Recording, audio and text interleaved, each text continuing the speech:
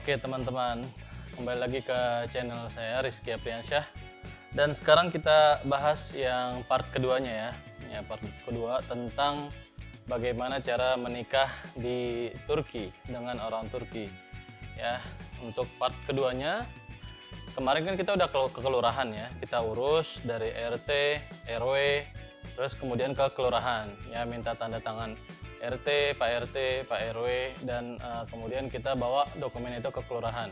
Nah, setelah dari kelurahan itu, nanti kita dapat surat N1 sampai N4 ya untuk yang masih masih belum menikah ya, untuk yang masih perawan istilahnya. Ya, untuk kalian yang sudah menikah dan kemudian bercerai nanti dapat N1 sampai N5.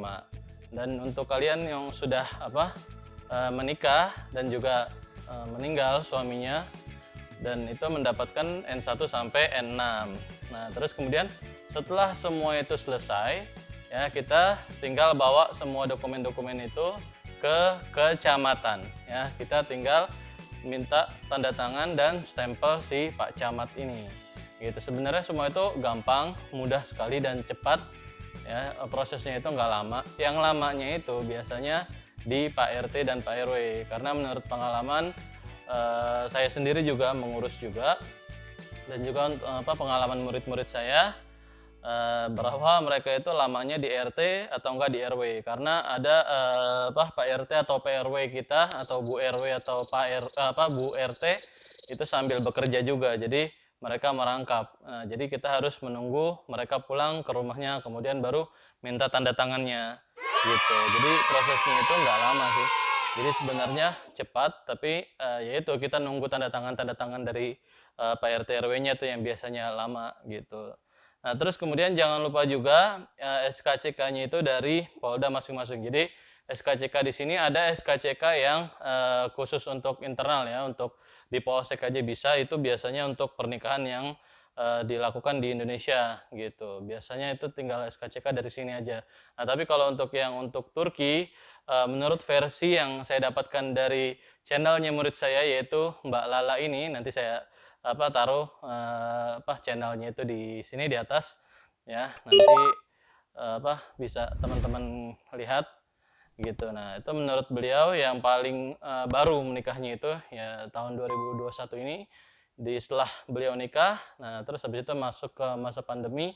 Nah, jadi syarat-syarat yang terbarunya itu yaitu harus SKCK yang dari Polda, yaitu SKCK buat luar negeri, dan itu buatnya itu nggak susah dan sebentar gitu, nggak lama, asalkan kita nggak ada catatan kejahatan gitu. Terus kemudian untuk tiket ya, tiket untuk pulang pergi, jadi dari Indonesia ke Turki apa cuma one way aja kita beli tiketnya gitu. Nah, atau kita harus pulang pergi juga. Nah, itu menurut beliau juga dan juga menurut pengalaman saya pribadi, lebih amannya itu kita beli tiket pulang pergi ya. Jadi jangan sekali jalan. Karena kalau misalkan sekali jalan kita beli tiketnya, nanti di sana di bandaranya, di imigrasi di bandara Turki nanti dipersulit gitu. Jadi kita harus perlu invitation letter juga, yaitu surat undangan dari kedutaan Indonesia, kedutaan Turki yang ada di Jakarta. Nah, harus ambil dulu surat itu. Nah, terus surat rekomendasi, nanti tinggalnya di mana segala macamnya, itu pokoknya panjang ceritanya gitu. Jadi lebih amannya beli tiket itu pulang pergi. Dan kalau lebih enaknya lagi, nanti sama maskapainya kalau bisa yang tiket pulangnya itu bisa di-refund. Karena kan biasanya murid-murid saya dan orang-orang yang tinggal di Turki itu, wanita-wanita Indonesia yang tinggal di Turki, biasanya mereka di sana menetap. Jadi nggak pulang ke Indonesia. Jadi bukan suaminya dibawa ke Indonesia, tapi orang-orang Indonesianya yang banyak di Turki tinggal di sana. menetap di sana. Jadi apa?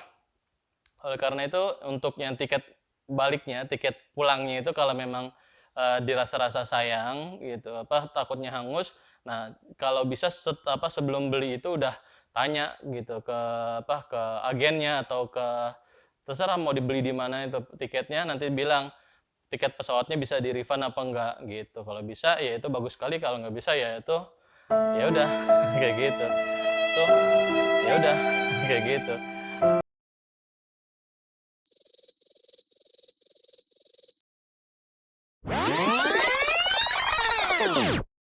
Oke teman-teman ya.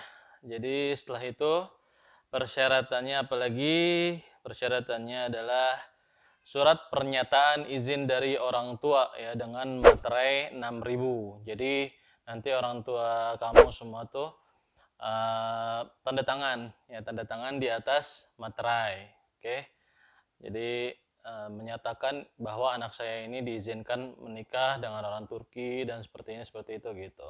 Oke, nanti untuk lebih lengkapnya tanya aja, coba konsultasi ke Pak RT atau Pak RW-nya bagaimana contoh surat izin menikah dari orang tua yang bagus gitu.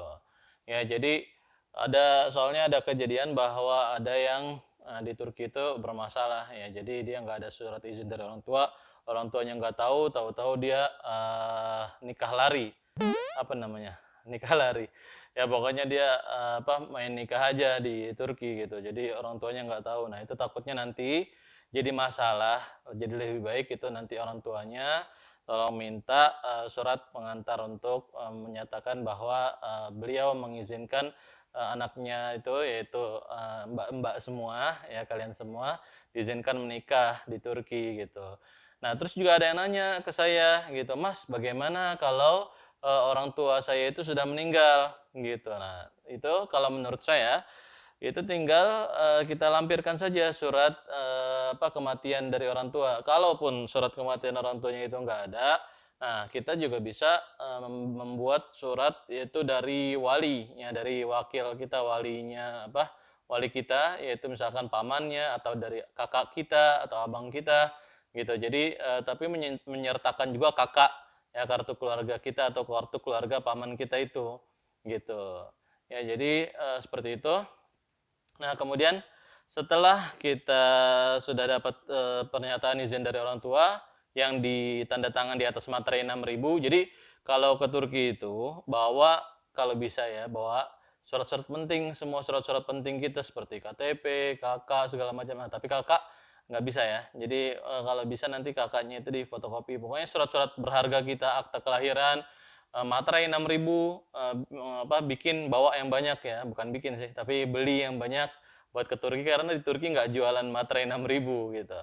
Nah, terus kemudian setelah itu, setelah dokumen-dokumennya semua udah lengkap, kita bawa langsung ke Turki gitu. Nah, jadi nanti untuk teman-teman yang yang tempat tinggalnya itu di dekat sama Istanbul, itu bisa ke KJRI namanya ya. Jadi kantor perwakilan Indonesia itu untuk Turki ya. Jadi kantor kedutaan kita di Turki itu cabangnya adalah di KJRI di Istanbul. Kalau yang pusatnya itu di Ankara ya, di ibu kota namanya KBRI, Kedutaan Besar Republik Indonesia. Oke, dan kemudian semua dokumen-dokumen yang tadi itu ya tahun 2021 ini ternyata sudah tidak perlu diterjemahkan lagi. Namun tahun-tahun sebelumnya 2020 dan sebelumnya itu harus diterjemahkan. Nah, tapi sekarang ini adalah peraturan baru, yaitu yang tadi semua saya sebutkan itu tidak lagi perlu diterjemahkan. Karena nanti surat pengantar yang dari KJRI di Istanbul atau KBRI Indonesia yang di Ankara itu nanti berbahasa Turki langsung. Nah, terus kemudian nanti ditanya-tanya ya di kedutaan, ditanya-tanya tentang calon suami kita ya. Jadi orang-orang kedutaan itu melindungi banget hak-hak warga negara Indonesia yang tinggal di sana. Jadi saya juga punya paman. Paman saya itu ada dua orang, yang satunya di KBRI Yordan, yang satunya lagi di KBRI Qatar. Nah, jadi mereka itu memang mengurus orang-orang Indonesia di sana dan banyak sekali masalah kata beliau karena ya itu tadi ya jadi banyak yang ilegal dan segala macamnya itu. Nah, maka dari itu pemerintah Indonesia, KJRI dan KBRI terutama di Turki itu ya apa mereka menjaga supaya kita itu terlindungi gitu. Jadi mereka nanti akan banyak menanyakan tentang gaji suaminya berapa, terus kemudian tinggalnya di mana dan segala macamnya. Jadi siapin aja untuk calon suaminya itu rekening slip gaji atau apapun itu yang menunjukkan bahwa dia itu layak gitu menghidupi kita di sana. Takutnya kita diterlantarin atau gimana. Nah, supaya nggak terjadi seperti itu, maka dari itu siapin aja tolong ke calonnya bilang seperti itu ya. Jadi yang menunjukkan bahwa dia itu punya penghasilan dan bisa menghidupi kita gitu di sana. Kita lo aja kali. Enggak ya. Saya alhamdulillah sudah nikah tapi bukan dengan orang Turki, tapi cantiknya sama seperti orang Turki. Oke. Selanjutnya untuk calon suami juga nih. Nah, jadi calon suami juga harus ada beberapa hal yang harus disiapkan yaitu KTP tentunya KTP calon kita, calon suami dan kemudian kakaknya dan fotokopi kakaknya juga kartu keluarga. Nah, kemudian foto biometrik ya, foto nanti berapa kali berapa nanti akan dijelaskan di sana backgroundnya apa dan segala macamnya nanti akan dijelaskan. Nah, terus kemudian setelah dapat surat pengantar dari KBRI atau KJRI, kemudian kita langsung ke KAI Makam. KAI Makam itu semacam kode kita kecamatan, kantor camat. Ya, supaya apa? Untuk apa kita ke kantor kecamatan? Untuk melegalisir surat pengantar yang tadi dibikin oleh KJRI atau KBRI. Gitu. Jadi untuk dilegalisir lagi. Gitu. Di sana namanya apostil, ya. Videonya nanti selengkapnya itu ada di YouTube-nya Mbak Lala gitu. Jadi nanti teman-teman bisa langsung aja kunjungi ke sana ke YouTube-nya Mbak Lala. Nanti di situ bisa langsung lihat ya bagaimana perjalanan ke sana. Karena saya belum sempat memvideokan ke sana karena insya Allah saya baru berangkat nanti bulan Mei ini setelah Lebaran atau sebelum Lebaran. Jadi Lebaran di sana, merasakan puasa di sana yang panjangnya lebih dari di Indonesia ya, puasanya lama. Insya Allah. Dan kemudian setelah kita dilegalisir, yang dokumen yang tadinya itu kita langsung ke KAI Makamlek ya, atau ruang camat. Ya, jadi di situ di dalam kantornya itu, kantor kecamatannya ada dua bagian atau banyak sih sebenarnya bagian-bagiannya, tapi di situ kita ke cuma dua tempat aja. Yang pertama untuk legalisir, kemudian kita bawa ke kantor Pak Camatnya gitu. Oke, kemudian dilegalisir lagi dan disiapkan semua dokumen-dokumennya. Nah, setelah itu selesai semua, barulah kita pulang ke kampung masing-masing. Jadi teman-teman nanti mau tinggal di Istanbul, ada yang tinggal di Balıkesir, ada yang tinggal di Bursa, ada yang tinggal di Izmir, ada yang tinggal di Van atau tinggal di Trabzon dan dimanapun itu. Jadi kalian balik lagi ke asalnya, ke negeri masing-masing, ke daerah masing-masing.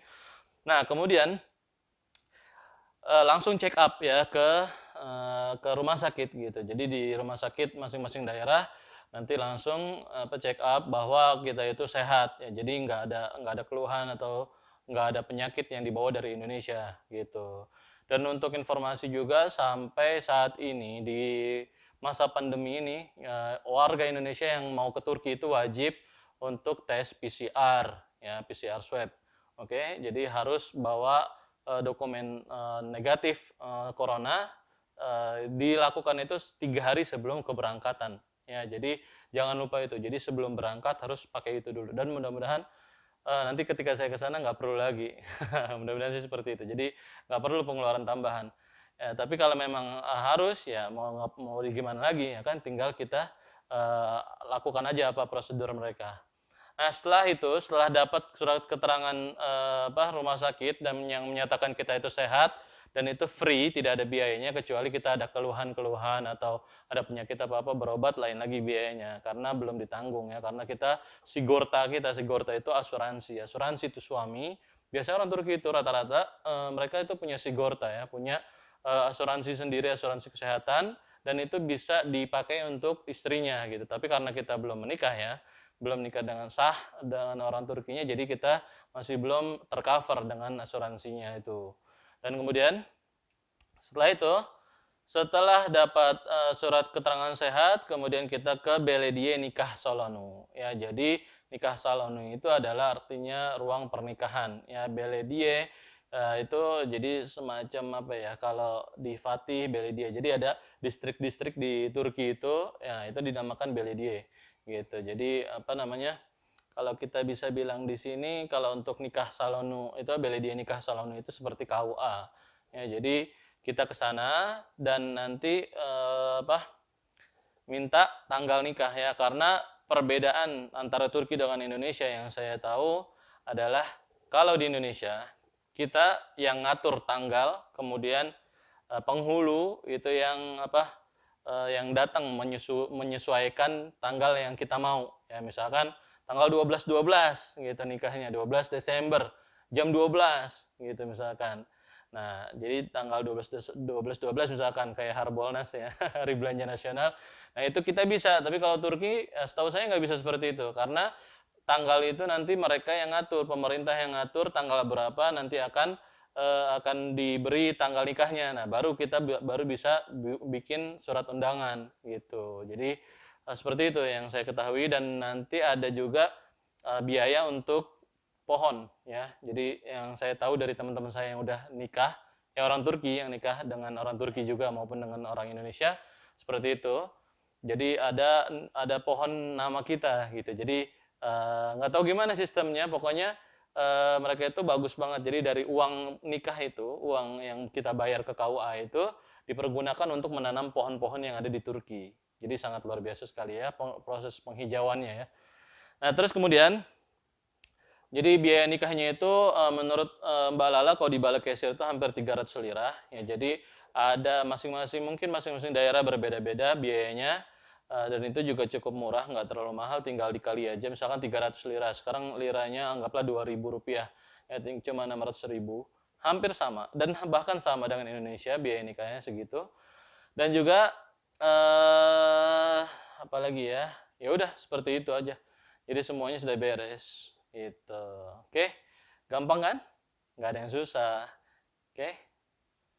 Oke, nah jadi itu aja sih yang mau saya sampaikan di part kedua ini. Ya, jadi intinya gampang sekali ya nikah sama orang Turki itu nggak susah ya. Kalau misalkan mau nikah di Turki juga bisa, menikah di Indonesia pun juga bisa gitu. Jadi bebas sih ya. Jadi terserah kita mau pilih yang mana. Dan kalau mau menikah pun di Indonesia nanti persyaratannya itu sangat gampang sekali. Nanti saya insya Allah di video selanjutnya saya akan kasih tahu ke teman-teman juga di video ini. Dan kalau memang ada yang kurang jelas bisa ditanyakan di kolom komentar sini, atau bisa juga WA ke saya, atau bisa buka bahasaturki.com. Oke, website saya. Dan kalau misalkan ada pertanyaan seputar apapun itu, silakan ditanyakan juga. Dan juga terima kasih banyak kepada murid saya yang sangat luar biasa ini, Mbak Lala ya, yang sudah memberikan banyak kontribusinya juga untuk channel ini juga, dan juga untuk kita bersama-sama nanti insya Allah di Turki juga nanti kita akan ketemuan bareng-bareng semua murid saya. Mudah-mudahan itu semua tercapai. Dan oke, terima kasih banyak. Sampai jumpa lagi di video selanjutnya. Wassalamualaikum warahmatullahi wabarakatuh.